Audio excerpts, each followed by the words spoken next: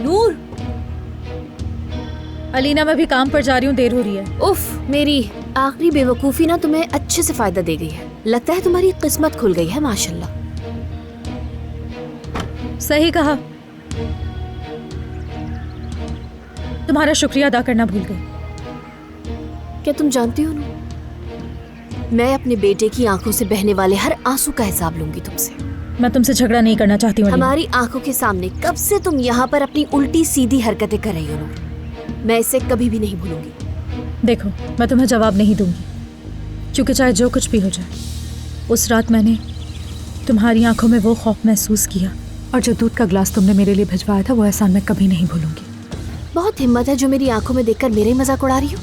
तुम हमेशा से मुझे बेवकूफ समझती आई हो, इंतहाई घटिया किस्म की औरत हो तुम। अलीना, छोड़ो ना इसे, किसके मुंह लग रही हो? इससे बात करने का कोई फायदा नहीं, दफा करो इसे। चलो यहाँ से। देखो, अगर तुम्हें अपनी जान प्यारी है तो आइंदा मेरे सामने आने की कोशिश भी मत करना, वरना बहुत बुरा होगा। बक बक बक बक बक, बस यही करना आता है इसे। पहले अपनी हरकतें देखो।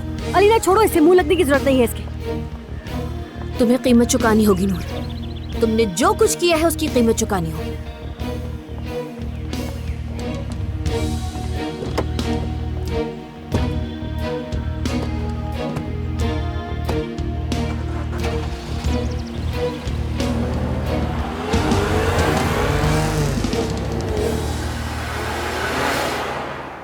कितनी बदतमीज लड़की है ये, कैसे धमकी दे रही थी, देखा तुमने? हिम्मत देख रही हो इसकी?